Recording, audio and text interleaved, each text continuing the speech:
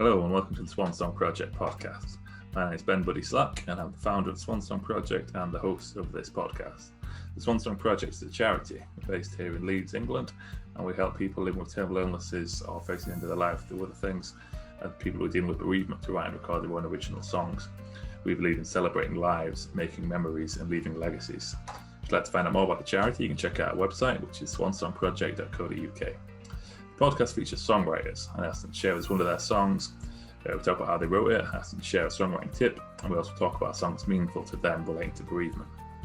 This episode features the Dunwells, Joe and Dave, and it's a great conversation, and in it we talk about their song Summertime, which is their new single, it's just been released. We also talk about the song Will You Wait For Me.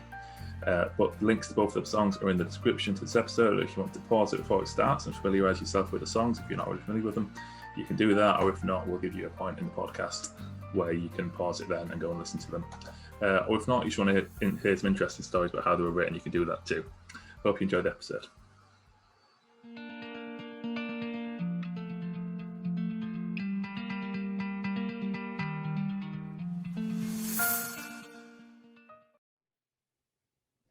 Okay, today I'm here with the Dunwells, Joe and Dave. Thanks for joining me, guys. How are you doing?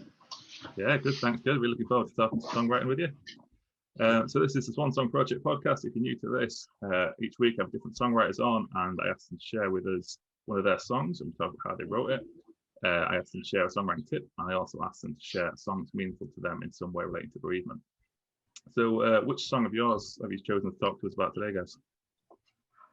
We have chosen to talk to you about our brand new single, Summertime, which is just out. And it's an upbeat summer vibe song, because we've been as you all know, we've been in the middle of a global pandemic for the best part of 2 years, or coming up 2 years. We just wanted to kind of bring some joy into what we do, really. Yeah, it's a really nice, feel good song, and the link is in the description for this podcast. If you're not familiar with the song yet, if you want to pause us, go listen to it, and we're gonna have a chat about it. So is this song that you wrote, so it's just come out now, is it a song that you've written during the lockdown? So we wrote it in the rainy months earlier this year, and I think we were reminiscing the fact that if you remember last year, the summer, even though that we were all locked up, the summer was so good. Yeah. The weather was incredible, and when we came out of it, and then the winter months, I think we found lockdown was a little bit more difficult with the weather change, and the weather became the subject that we would reflect our mood and the way that we felt.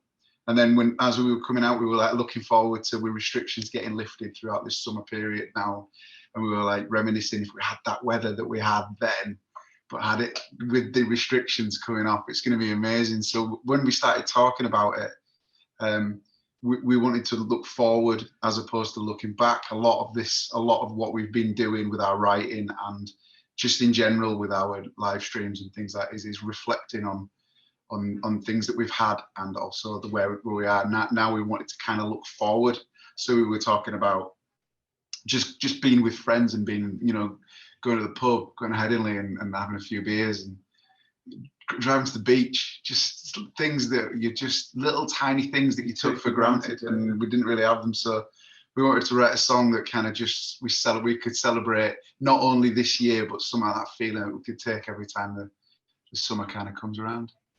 Yeah, it's great. And it sounds like a nice way of, I like that you said about, often writing is kind of reflective, isn't it? And looking back at stuff, and then it's nice to do it the other way of things that you're looking forward to. And I remember with the first lockdown last year when we had that really good weather, and everyone saying like, oh yeah, at least we've got the good weather. The lockdown sucks, but at least we've got the good weather. And then this year, like the start of the year was just like, oh, here we go again. Yeah. It was funny because we were gonna record the music video for it, and it just wouldn't stop raining. Like for 2-3 weeks, we were like, right, we're gonna do it this week, and it chucked it down. And then the next week we pushed it back a week, and you can't release a song called Summertime and do a rainy video. But yeah, luckily we've just had some nice weather, so we've got it done now. Got it done, nice. Yeah, that wouldn't be would clash a bit, wouldn't it? So how did you find writing in lockdown? Was it like Did you find it different than usual? Like, was you quite productive during it, or? We've been really productive, actually. Yeah. We've written a bank of close to 30 songs. Wow. In lockdown, so we've pretty much got the next 2 to 3 albums worth of material done. I learned piano, so I first of all I played guitar, acoustic guitar, but over lockdown I set myself a challenge that I'm going to learn how to play the piano, and that it just seems to have opened up a world of chord progressions and melodies, and so at the moment I just can't stop writing. I'm like I've fallen madly in love with the process of how an idea can come from walking into work and you've got nothing, and then all of a sudden you walk home and you've got a song. It's just, I think that's fascinating. Yeah, that's brilliant. That sounds like you used the time very well then. Yeah, and I also think there was a lockdown that not only encouraged new things like the piano and that encouraging the new melodies, but when we first got announced that we were going to get locked down, we just came to the studio and we grabbed whatever equipment we could get in the car. And Joe took a couple of mics home and his laptop, and I took, just enough to get recording, some headphones, and so that we could stay connected and finish some of the projects that we'd started. But what that isolation led to me, more so, and this is just from my point of view, it was that I've always said that the power of being able to play guitar, and you're a musician yourself, so it's like a little bit of a security blanket. Like anywhere you are in the world, you can make friends. Anywhere in the world, you can find some form of work, accommodation, or allow yourself into a community somehow. And then when the lockdown hit, it like doubled down, because we had no gigs in the diary, we had nothing in front of us. All we had was our ability to and that allowed me, then started reflecting back on music that got me interested in music in the first place, which is like stuff out the back end of the 90s, early 2000s. And that kind of sound, I started reflecting back. And then because of that, all of a sudden, I just had this real energy to write songs from the most simplistic, basic 3 chords, great melodies, great story, deliver it, rather than trying to make things all sparkly and ready to go. Yeah. And I found that quite a really useful thing, that I hope that I don't lose that again, because I definitely felt like music was food again. And it was like, this is like, I'm just excited to find new music. I think because we've been a band for so long now, and as songwriters, you go, maybe this is the one, and you don't even know what the one song is, but it's like, I don't know, it's an addiction to the chase of could this be the song that stratospheres your career? Could this be the song that connects to the worldwide audience? And you just don't know, because it's up to the audience to decide which song they like. You can put a 12-track album out and think, and pick the singles you think, but they will choose the songs. So like our highest spun songs on Spotify are not, and were never singles, So yeah. Yeah, it's a funny dilemma, isn't it? Funny, like the way that kind of works out. So is this new stuff, all these new songs that you've written, do you feel like are they different to your normal stuff, that you kind of had some new influences in them? Obviously they'll be different in some ways, but like how different would you say they are? And I guess one thing that I've always been interested in is, like, was the writing different, I guess, not being as focused on performing as regularly? Were you writing songs in a different way because of that? Or? Yeah, I think so, yeah. Well, as Joe said, piano melody led. So that's instantly changed from the folky acoustic melodies that we'd be using. And then also there is, because we didn't have the restrictions of how we're going to perform them, to your point, we just pulled influences from things that we'd maybe been listening to before, and it all kind of mingles together. So it's like this, like a retro vibe, kind of like tight drums, and 70s kind of like bit of Motown in there, a little bit of something, a little bit of gospel, just all this stuff. And because we're making it ourselves and we're not thinking about how we're going to perform it, it kind of created something new. And we were so excited about getting, the live streams that we've done had connected us directly to our audience. and we felt more connected with our audience than we've ever been. You know, we say that you go and play a gig in front of hundreds of thousands of people, and you don't see you just see the green room and the stage, and you might see some people at the merch table if they come to talk to you. You don't hear the conversations at the back of the room. Whereas now, with his daily lives, we were doing it and we would have anywhere between 90 and 400 people on a daily basis, all in the comment section, all talking.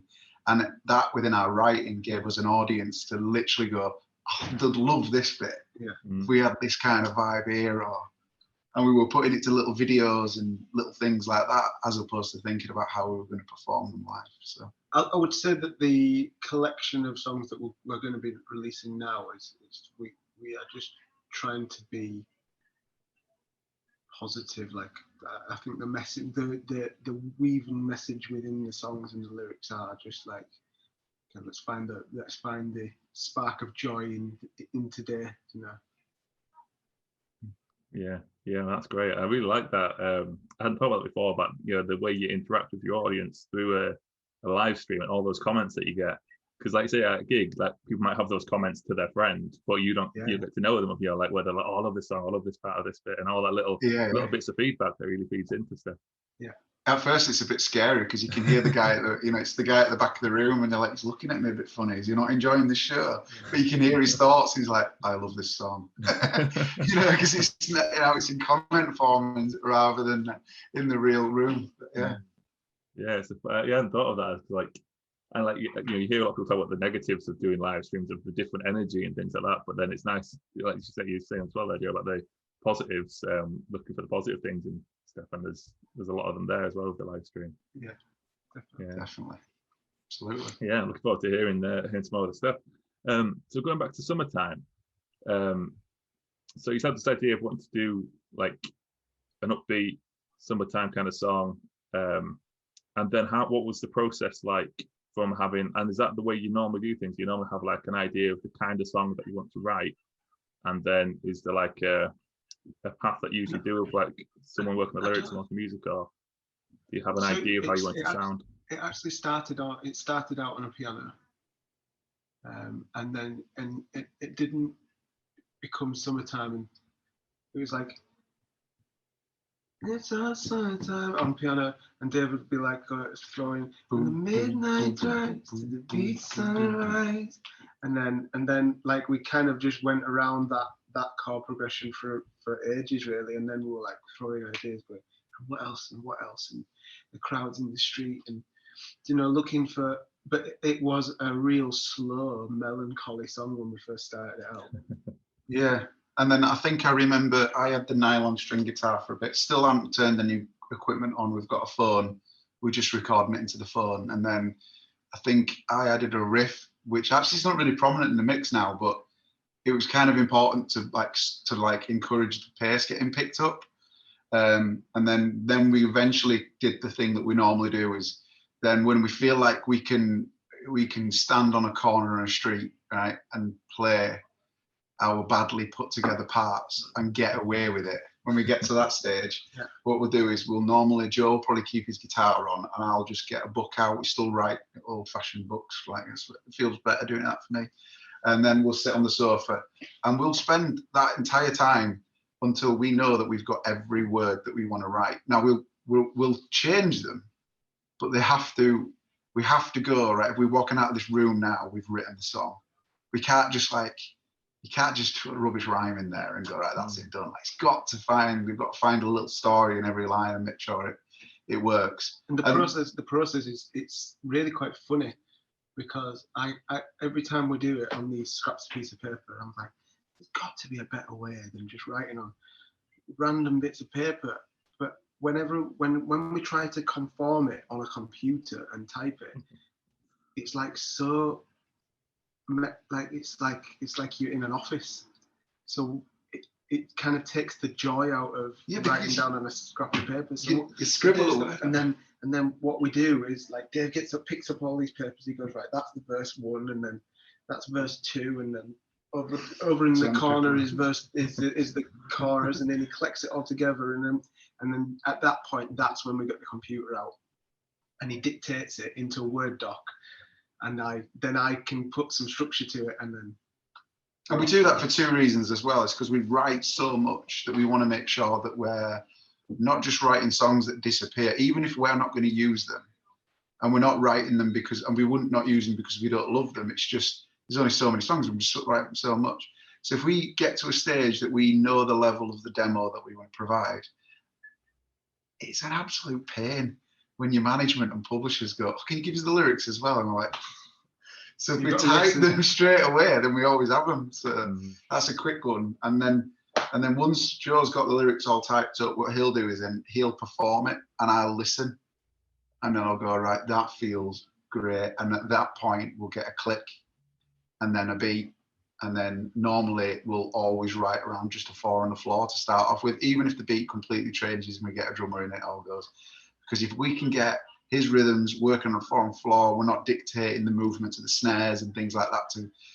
We're not trying to define the genre of the song yet. We're just trying to make sure that it feels like we could stand on the corner of a street and belt it out and it would feel great. That's our pattern. That's always in the back of our mind. It's like, are we going to be able to move this audio recording into a live scenario? And is it going to sound too different? Because that's one of the struggles we've always had as a band, is like people would come up to us and go, I love you live, I love your live performance, but it just doesn't translate into the recording. And we're going, we thought it did, but let's have a think again. And then the next time we create, let's reverse engineer it back to the live situation. So. Yeah, that's all really interesting. And how do you? What's it like when you know that you've done it? Like, what's that? How do you know when you own the song's kind of complete? Is there a kind of feeling or? Yeah, I think we walk out the room and go, that's the best song we've ever written. Even if later on, because as Joe said, I mean, it's 29 songs we've written, 30 with another phone demo that's not been demoed up, but we've walked out of the room every single time and gone, that's so good. That's really good writing. Well done, Joe. Right, and then you come back and listen to it and you go, it really is, but then you write the next one. And then it's like beat the song, innit? And then you write the next one. And then you look back and you go, I can see why I like that. And there's elements of that I really like. And maybe some of the points that Joe's bringing up about the fact that when you go to recording something, you can lose something in the recording.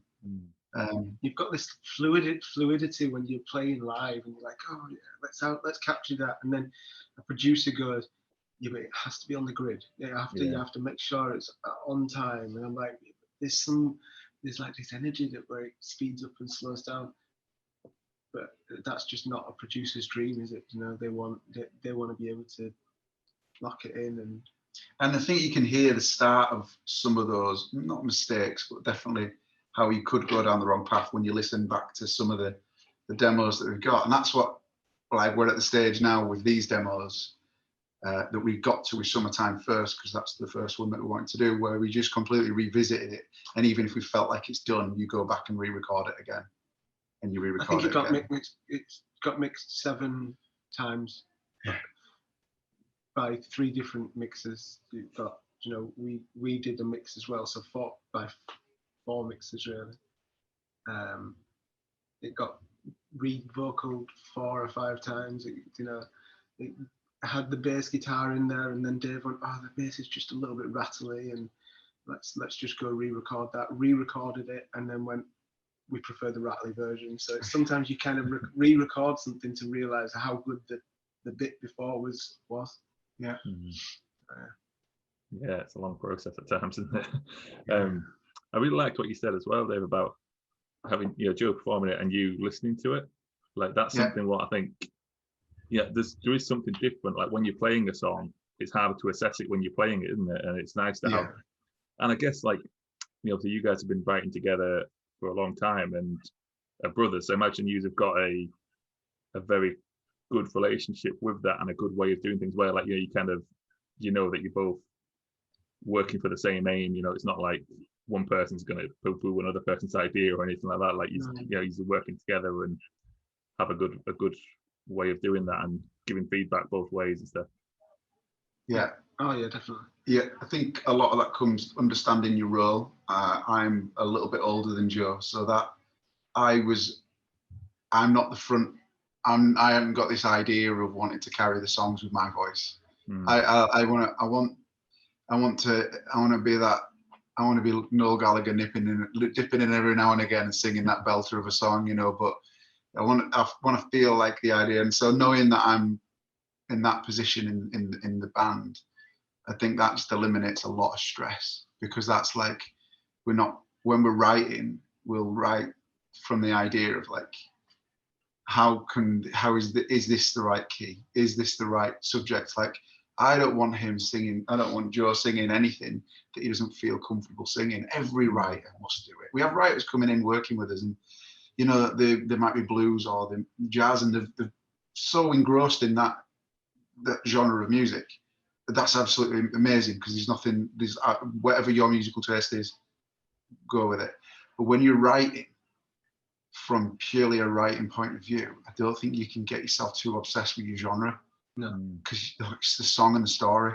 If you can get the song and the story right, you can get the best jazz musicians in the world to redo that song and make it sing in that way, or a metal band, or a hip hop. You can do whatever you need to do after that stage, and you get writers in that are thinking that stage on too fast, and you can't.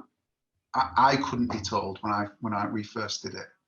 We couldn't be told that actually that repetitive chorus that you've just written there is gold. Just repeat it. It sounds fantastic. Like, don't worry that you're doing it. So to my point, is like, I would never want Joe to be doing something because I thought, well, that's that really big cheesy chorus that we really need, so you're gonna have to keep doing that. But in the same sense, I'm there going, just reassuring you, this still sounds great, even though you felt like you've sung it 10 times. Yeah. So that's interesting. Yeah. Do you know how much do you know what you're aiming for? So just thinking to that point there about people writing in particular genres, and obviously that's kind of like a style of songwriting, isn't it? To like, write songs for blues musicians or whatever. But with your own writing, do you feel like, do you have an idea of what the song wants to be when you start it, or is it more like following the process as it goes? And how does that question make sense? I think it's the song will be what the song is, and we're led by that. So like I said, it was written on a piano, and it was very melancholy, but it was never meant to be that way. Do you know what I mean? Yeah. When it gets past the stage, which I said that we start the song, we've voice demoed it, we've written it on the sofa, we've come here, we've now got it on the tablet, and we've got it around the metronome, we know what we're doing, and it gets to that stage. Every now and again, not all songs, but sometimes I'll go, God, this sounds like Guy Garvey, this bit. And then you think, oh, I wonder what Elbow would do here. Yeah. And then that kind of dictates. So then you start just changing that feel a little bit more. So you'd be like a bit of a little bit of a tribute to that sound. Like you go, I want to make sure I put in lots of different percussional movements there, and I want the nylon string line to follow the electric, and I'll put an octave on it so it sounds like blah, blah, blah, blah, blah, and I go, that sounds cool, but can't play those notes, and that might dictate it a little bit. But yeah, that's really interesting. And then that kind of forms, and so maybe that's the only way that we would ever say that we know what the end journey is going to look like. That's the only time that you probably think, well, maybe we're moving this in its own way. Yeah, cool. There's another thing what you kind of said a couple of times that I really like, where you've mentioned how a song feeling good to play it, which is something that, like, I certainly when I was younger, like, it's only something that I feel fairly recently that's really been something I've thought about with writing, is how the song feels to perform. And like, I certainly when I was younger, and I imagine other writers have done a similar thing, where it's like, you can get wrapped up in trying to write clever lyrics or trying to do something interesting musically, and then like, and I guess like think about it in terms of like with my band, the songs that we've, so you're saying about certain songs that your fans take to more than others, but also songs that we take to more than others. So like, we write songs, and again, when we finish the song, it's like, oh, that's a great song, it's really cool. But then like, we would never do set lists, so we'd just always be like, right, what we're gonna play next, and certain songs just would never pop up. And I'd be like, wow, I like that song. And it's probably because it doesn't feel as good to play as some of the other ones. Yeah. I think that's a really good way of assessing it. Like, how does this feel for me to perform? And especially, like, your good songs, you're going to play them a lot, aren't you? If you're gigging a lot, they need to feel good, no matter how sophisticated they might be, or clever, or whatever. It's about a feeling. Artists, we're funny people. We're funny creatures, aren't we? I've written so many songs where the chorus goes like, "Let go, let go," and it's like that's the obvious title of the song, and I'm going to call this song Purple. Purple Haze. Do you say purple in the song anywhere? No. It's really cool. Question my methods. Yeah, exactly. I'm an artist. And that's one of the reasons why it never gets put in the set, because you can't remember the song. But do you not find, though, like, as a performer, like, you've written the song, you've been in the sound, you've done the, you've been in the rehearsal room with the band, so there must be some reason why that song's come to life, right? Yeah. But then you go out and perform it, you get a bad couple of, like, I don't know, the rhythm section's not quite right there, or you didn't feel like the lyrics felt right when you were singing it, you didn't get a reaction from the audience, and then you put these songs to bed. We have experienced some songs that we never performed. We loved recording them, we never performed until we absolutely changed them around. She Whispers, we just ended up releasing a whole brand new version, a piano version. Yeah, and now that song's got a brand new life. It's exactly the same song, same chord structure, just stripped back to just a piano from a full band setup. And that, so I kind of think that we owe it to the songs as musicians and bands to spend a bit of time rearranging them and just like forget about the recording, like just make a new version of it. I never understand artists that say have got the golden goose, which is the hit, and then go, actually we're not going to perform the hit. No. I'm just going to put the hit on every song on the set list. I'll play the hit 11 times if that's required.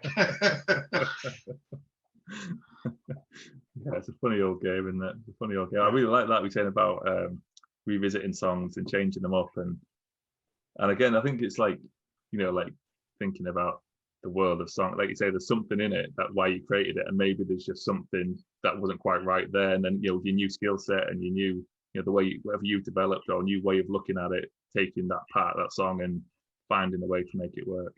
Yeah, definitely. It just brings new life to it, doesn't it, and new excitement. And who are we to say that it's not a good song? You know what I mean? You release a song and you basically become a covers artist of your own material. Yeah. Once you put it out to the world, you become a covers artist to your own songs. So you kind of put it out to the world, and then it's not yours. And then, especially when you're doing like you spend months and months in the production in a recording studio, and you go, right, got to learn how to play this now. Yeah. Yeah. Good stuff. That's all really interesting, guys. Let's move into section 2 now. This is where I ask my guests to share with us a songwriting tip. So what would your tip be for us, guys? Songwriting tip would you go first and I'll go on, or shall I go first? Your phone is your best friend for ideas. If you have an idea and go, I'll remember that later, you're never going to remember it later. Because I've got some Grammys that have been forgotten, never been voiced. Do you know what I mean? Or like if you wake up in the middle of the night and you've got singing this theme tune, you think that could be a good idea. Get your phone out and hum it, even if it's like. Because you'll soon find out it's not that great an idea. Yeah. Do you know what I mean? Like you can, and then.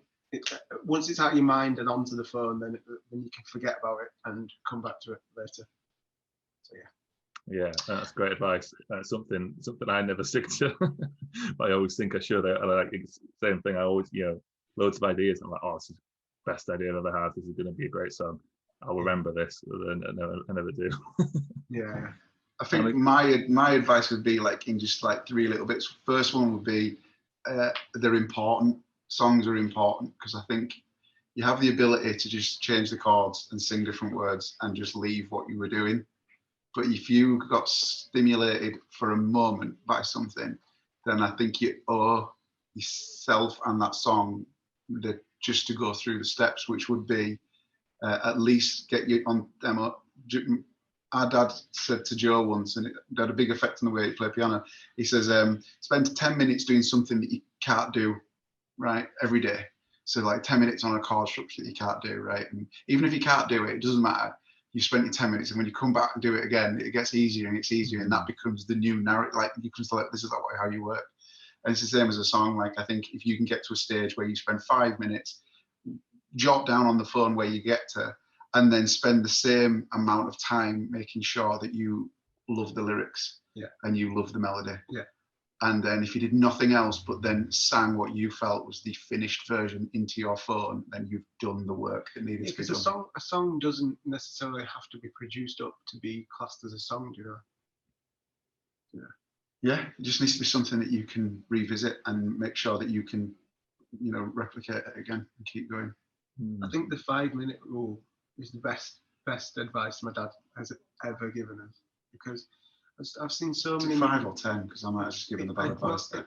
It was. There was no time limit to it. He said, even if you pick up the guitar for a second, and if you just try something that you've never tried before, because there's so many musicians out there that just they learn the first position chords and that's it, and that's their development, and then and there's nothing wrong with that, but they're proud of what they've learned. But in order to develop, you need to learn. Like, there's only so many notes that you can play around with, and then it's like, how do you play them notes? Do you know what I mean? So you can play an E major in so many different positions on the guitar, and if you work out all of them, and then they've got these beautiful overtones that might just lead you to write a song in a different direction. Whereas if you just stick with E and A, it's like, that's where the frustrated musician comes in. You've heard it all before. You've heard it all just before. know all the melodies, Yeah, that's brilliant. That is really good advice. Little and often.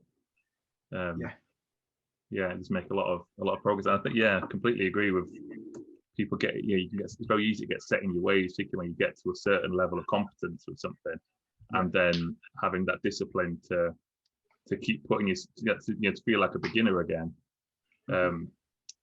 Takes a bit of discipline, but when you put a little time limit on it, where, like, it's not, I'm going to sit in for an hour and feel bad about being rubbish at this thing. I'm going to spend 5 minutes working on something that I know is going to be difficult, and then it does, it'll accumulate.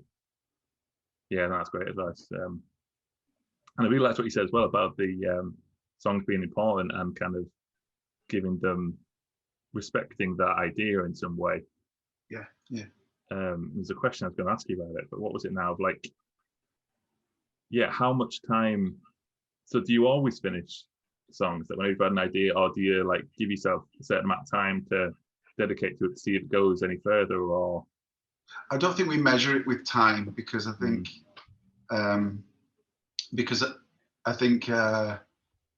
they're always going to get tweaked, and they're always going to get little moments of change right up until the moment the record comes out, and then we've just said there before, we'll end up playing it completely different when it comes out. Like, so then it'll change even more, and then even then, Joe's changed lyrics in certain songs, that just reflected his personality back then to then his personality now. He'll change a negative word to a positive, because when we were struggling with the label before, it was so easy to like pull all these negative, like, man, why is this? And then all of a sudden it's changed, and Joe felt uncomfortable feeling that way, but on stage now, so he changed it.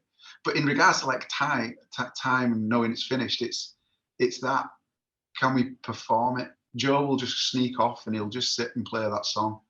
Every sound check he'll play that bit of a riff that we've been working on, and it's the one that he wants to go and play, and it's the one that I'll be like, I really like what you did there, and I think we should do it in this key. And if I down tune, so the next time we're in the studio, I'll down tune my guitar and we'll just see.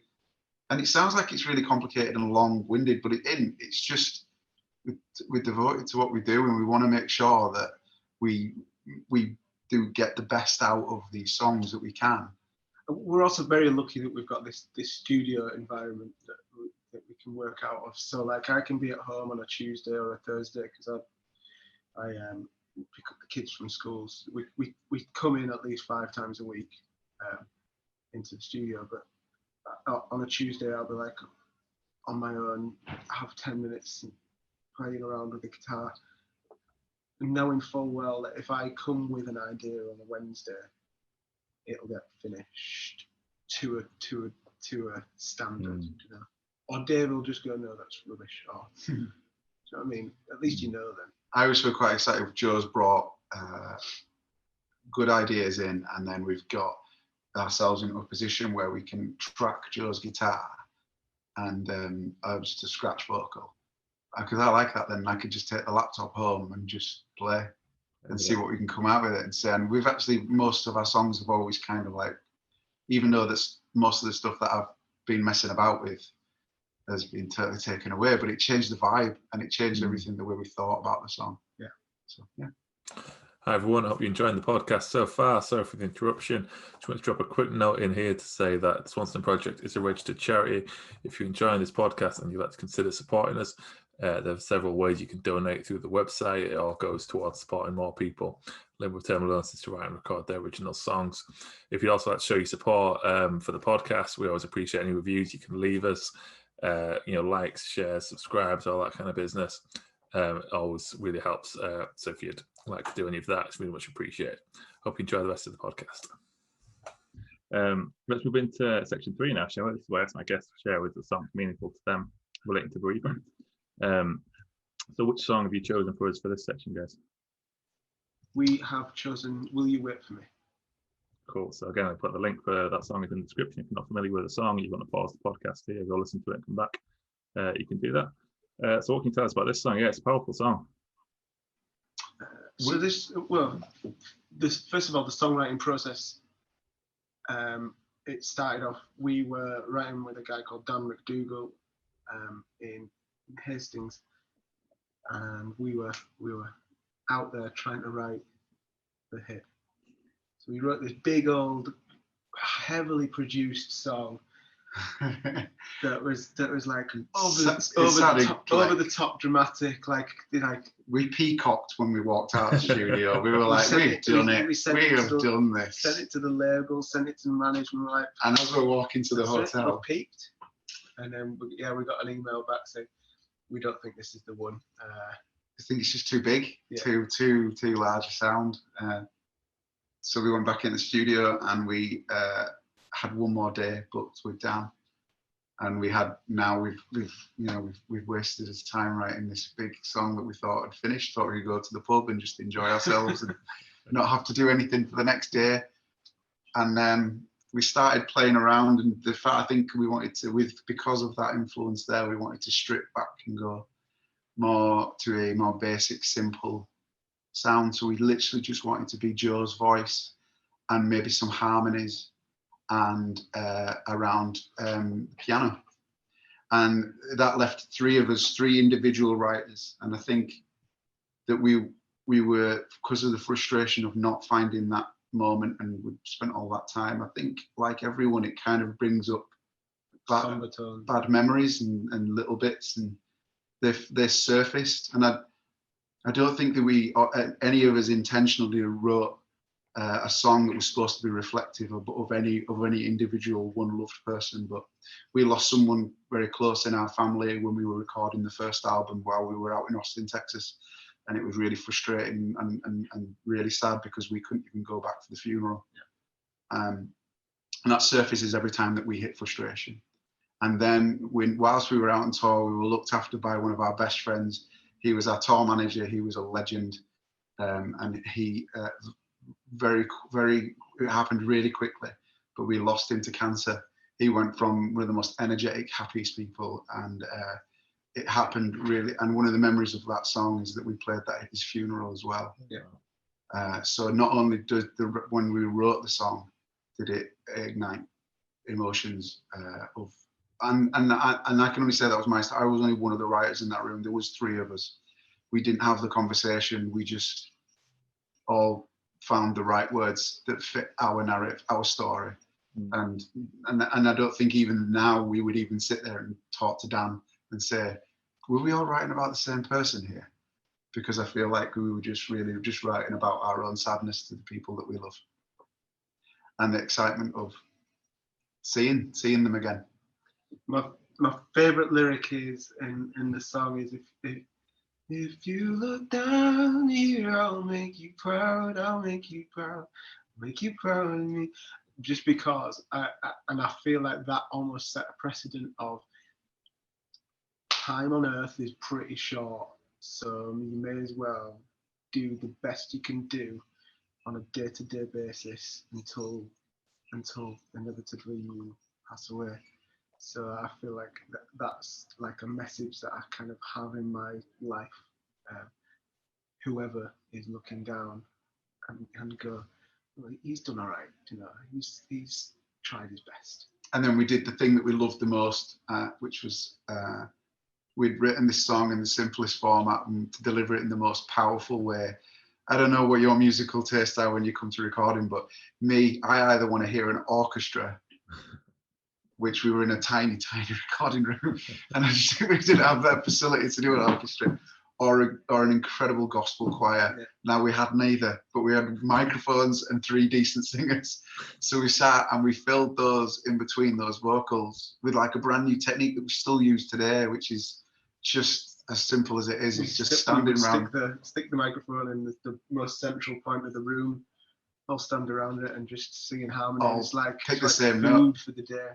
And I don't think there's anything better and more like soul fulfilling than a room, singing with other human beings. Just that sound, that feeling, especially when we get it right. Yeah. I love that. I just love that recording.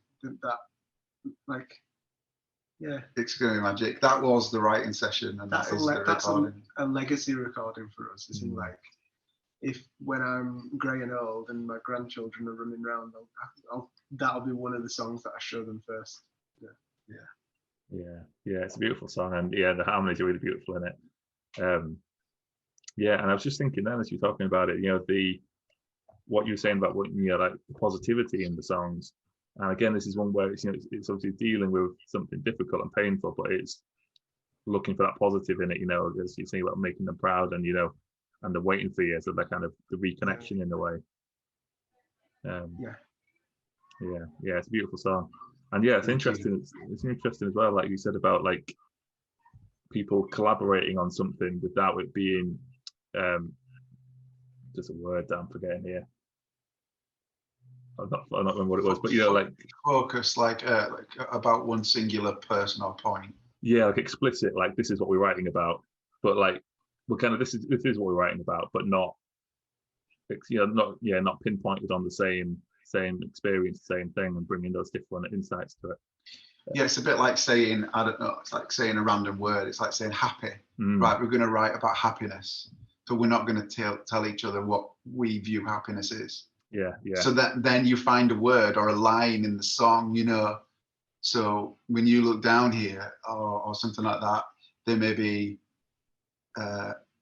it may be our the idea of heaven. But from one sense, but the other person in the room's not thinking of heaven. They're thinking of just something else that feels like gives them peace. You know what I mean? So whatever it is, but not saying it. What that maybe does is it allows you to write a song that connects with everybody. Yeah. Because you're not pinpointing it into one belief system or one idea. I don't know. I do remember writing that day, and I feel like it was kind of like exhausting. Oh. But in a really I remember getting on the train afterwards, and I was listening to it, and I was like, and the train was packed, and I had it on repeat. Dan just sent it straight through to us, the first board mix, and I just remember being so I was like, I can't believe that we've written this. Yeah. Like that. This is like proper music. We can't have done this. But I just remember it just slowed time down, and that's all I've ever wanted to do with music is add a soundtrack to a life or to feel like it. And I don't know, I'm mega proud of that song. Mega proud. Yeah, it should be. And another thing that I was thinking about with it is that, I really like that, that songs where they can mean different things to different people. People can use them in their own way. But also then you start performing it at the funeral, and like where the songs, meanings of songs change over time depending on circumstances like that. So like, does the song feel different, knowing that it was played at that funeral? And yeah, massively. Yeah. We worked with an artist called Megan O'Neill. We produced her last album, and when she was presenting her songs to us as producers, she was like, "Oh, I've got this old song that I wrote about 4 years ago, but I don't know if it's any good. So, I'll play it anyway." So she played it to us, and it was incredible. We're like, "That's definitely going on the album." And then later, a week went past, and she was like, "Do you know what I'm finding out here is that you almost write your future as a songwriter sometimes. So you write a song and then it becomes true 5 years later." Like, she wrote a heartbreak song and she was in a really loving relationship, and then 5 years later she's having this heartbreak, but do you know what I mean? So she's kind of wrote the future, and I feel like that's what Will You Wait For Me, we did that with that song, especially once we played it at his funeral. Comes to life, in it, like a different way. And also going back to previous conversations that we had, is that we now stand on stage with two guitars and some ambient sounds with that we have, but we don't have the piano on stage with us all the time. So it's kind of built new ways of performing it, and it feels different. It's different energy, and sometimes it reminds me of when we wrote it, and sometimes it reminds me of, when I think about Sean's funeral. But I can't say that it makes me feel sad. It makes me feel reflectively kind of grateful in a weird way, more than sad. Yeah, kind of connected to those people and those events in a way. I really liked what you just saying then, Joe. Like, again, something I connect with it a lot. And I think it's something about when you are open with the songwriting process and you're just kind of going through it. A lot of time, it is like you write your future in a way. You write something which at the time you don't fully understand, but then a few years later you're like, "Oh, that thing what I said in that song years ago, that was smart. That I didn't know I meant that at the time." It's a bit weird as writers, because you think it's that big question that goes when someone goes, "So what was this song about?" And it's kind of like being alive now for so long that you kind of go, I can't remember the exact reason we picked up the guitar to write that song now, and then you feel like Well, what I like now is when a fan comes up and says, "Oh, this is what your song means." I'm like, "Oh, that's great.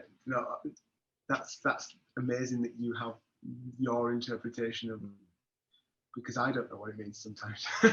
We wrote a song called Lucky Ones, and yesterday we got an email from a fan that emailed us, and I won't say any names because obviously it's better, but she lost someone in her family really recently and then had a bit of a health scare. And then she took the lyrics of our song Lucky Ones, and it's hope can change your life, hope can change your mind. And she took that as quite a bit of a kind of like life lesson. Like, I'm just, now I've had this big scare, I'm always going to look really positive. But when we wrote the song, we were being quite selfish with our writing. We were writing about, like, we really want our careers to get to the next stage. We weren't thinking about like people using it as something reflective to think that they're liked. So it is great. It is amazing. I love that people kind of take music in that different way. I think we're better songwriters now because we've let go of that chase. Like, it's like, we're just, what is it that's making us happy at this moment in time? Okay, great, put that out. Because if you love it, then someone else is going to love it. And having that ease of a process is just so much more fun than thinking, I wonder if somebody 959 on Twitter likes my song. Do you know what I mean? Yeah, I know that's one of the beautiful things about it, isn't it? Yeah, like, no, getting those kind of things from people who have been affected by your work and it's had a positive impact in their life. It's just absolutely, such a gift. I've always said before this that I always feel a bit conflicted where like, I like the mystery in songs as well. Like I'm a huge Tom Waits fan. I don't know if you ever Tom Waits. Love Tom Waits. Yeah, genius. But have you ever seen his VH1 Storytellers show? Oh no, I've not. No, do on. You're not going to ruin this for us. It's not it's on YouTube. I think it's well worth a watch. But there's a bit of that where he sat at the piano, he's playing the thing. He says, "A lot of these songs, I don't remember where they came from, but I'll make something up that might be better." So his kind of whole, and so just like he tells all these sort of random stories, but you've got no idea if they're true or not. Like one of them is like, "This one was taught me by a kid in the alley before a show," and it's just stuff like that. But so I kind of love that, like, and I think his mindset on it is he's not going to tell people about what the song was to him because he wants it to be open to their interpretation, which I really love. But then also I host a podcast where I ask people to tell me how they wrote their songs. Yeah, so there you go. I feel a bit conflicted with it at times, but then there's a little bit of gold in there as well, which I've always find like quite fascinating. Is that like Tom Waits? I don't need to know where he wrote his song from. Like I don't think he needs to know.